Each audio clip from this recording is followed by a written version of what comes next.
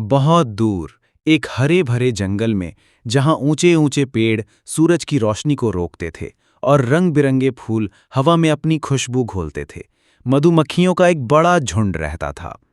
इस झुंड में एक छोटी, बहुत ही फुर्तीली और मेहनती मधुमक्खी थी जिसका नाम था मधु। मधु बाकी मधुमक्खियों से थोड़ी अलग थी। बाकी मधुमक्खियां बस दिन भर फूलों का रस इकट्ठा करती थीं और शाम को वापस आ जाती थीं। उनका जीवन सरल और सीधा था। लेकिन मधु के सपने बड़े थे। वो सिर्फ शहद इकट्ठा नहीं करना चाहती थी, बल्कि वो अपने छत्ते को जंगल का सबसे बड़ा और सबसे अच्छा छत्ता बनाना चाहती थी। उसका सपना था कि उसके छत्ते में इतना शहद हो कि कोई भी मधुमक्खी कभी भूखी ना रहे। एक दिन जब सुबह की पहली किरण जंगल में पहुंची, मधु उठी और अपने काम पर जाने के लिए तैयार हो गई। आज मैं जंगल के उस हिस्से में जाऊंगी जहां कोई नहीं जाता, उसने सोचा। सुना है वहां बहुत खास फूल हैं।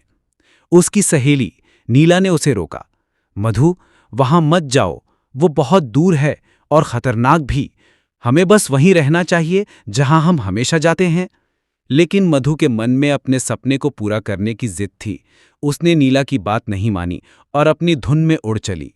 वो ऊंचे ऊंचे पेड़ों और घनी झाड़ियों को पार करती हुई उस दिशा में गई जहां किसी ने जाने की हिम्मत नहीं की थी। रास्ता मुश्किल था, हवा तेज थी और सूरज की रोशनी भी मुश्किल से जमीन तक पहुंच रही थी। लेकिन मधु ने हार नहीं मानी। वो बस उड़ती गई अपने लक्ष्य की तरफ। मधु अपनी धुन में उड़ती जा रही थी। नीला की चेतावनी उसके कानों में गूंज रही थी। वो बहुत दूर है और खतरनाक भी। लेकिन मधु की आंखों में चमक थी, एक नए रास्ते की खोज की चमक। रास्ता वास्तव में कठिन था। जंगल अब और भी घना होता जा रहा था। बड़े बड़े पेड़ एक दूसरे से सटे हुए थे, जिनकी डालियां एक दूसरे में उलझी हुई थीं। सूरज की रोशनी मुश्किल से जमीन तक पहुंच पा रही थी, जिससे नीचे का रास्ता धुंधला और थोड़ा डरावना लग रहा था। हवा की गति भी तेज हो गई थी, जिससे मधु को उड़ने में और भी जोर लगाना पड़ रहा था। कभी कभी हवा का एक तेज झोंका उसे एक तरफ धकेल देता, लेकिन मधु हर बार खुद को संभाल लेती। उसके छोटे छोटे पंख तेजी से फड़फड़ा रहे थे, उसकी ऊर्जा धीरे धीरे कम हो रही थी। तभी उसे एक गहरी नम जगह से गुजरना पड़ा, जहां अजीब अजीब सी आवाजें आ रही थीं। उसे लगा जैसे कोई विशाल जानवर पेड़ों के पीछे छिपा हो। एक पल को उसके मन में डर समा गया। क्या मैं वापस चली जाऊं? एक विचार उसके मन में आया। नीला सही कह रही थी। लेकिन फिर उसे अपने छत्ते का सपना याद आया, एक विशाल शहद से भरा छत्ता, जहां कोई मधुमक्खी कभी भूखी नहीं रहेगी।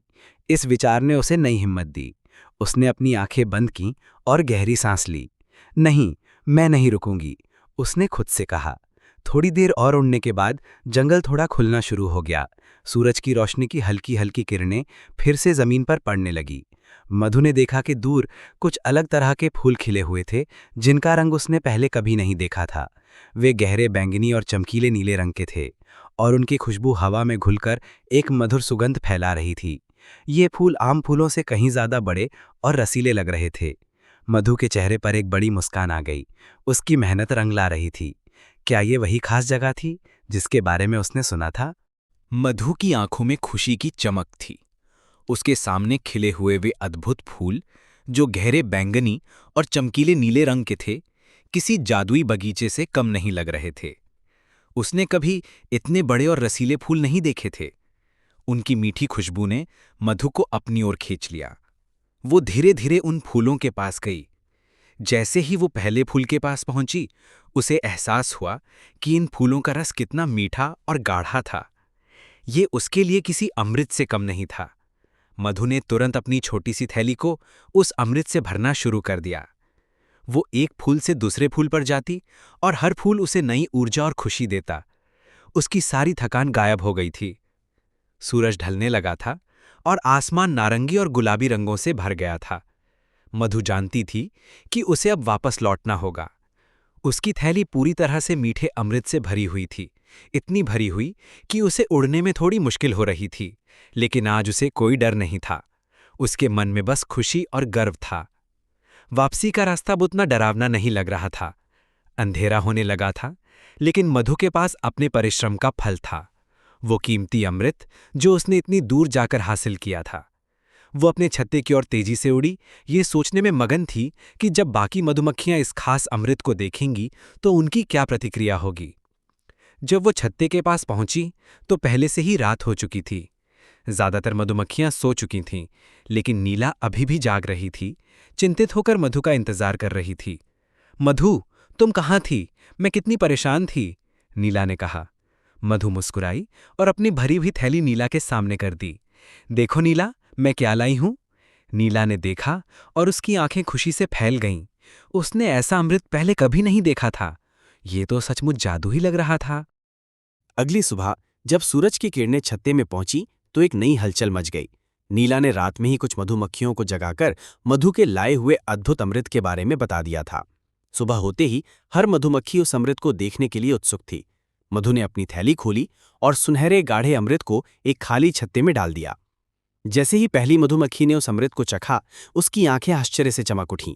वाह, मैंने अपने जीवन में ऐसा मीठा और स्वादिष्ट रस कभी नहीं चखा, उसने कहा।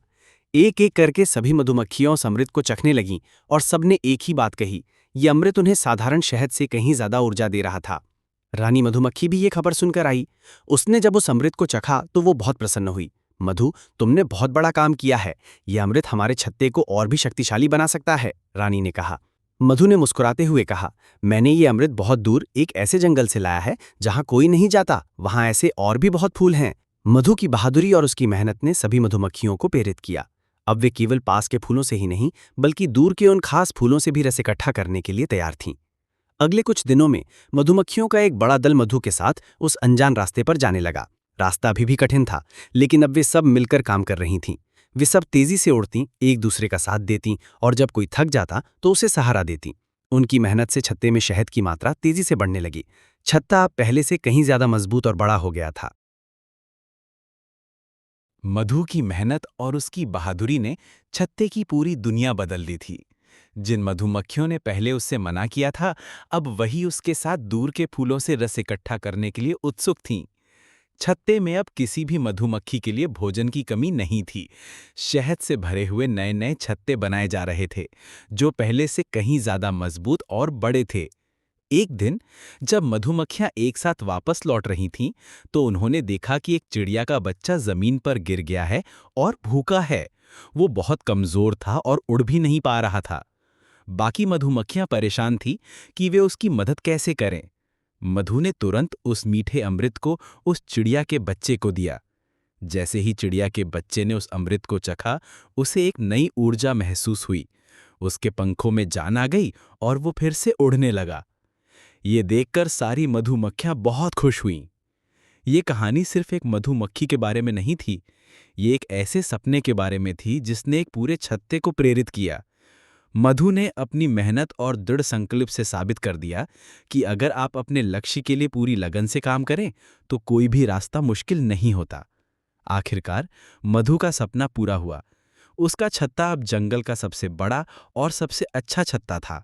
वहां कभी भी किसी को भूख का एहसास नहीं हुआ और मधु की कहानी सभी के लिए एक प्रेरणा बन गई कि परिश्रम का फल हमेशा मीठा होता है।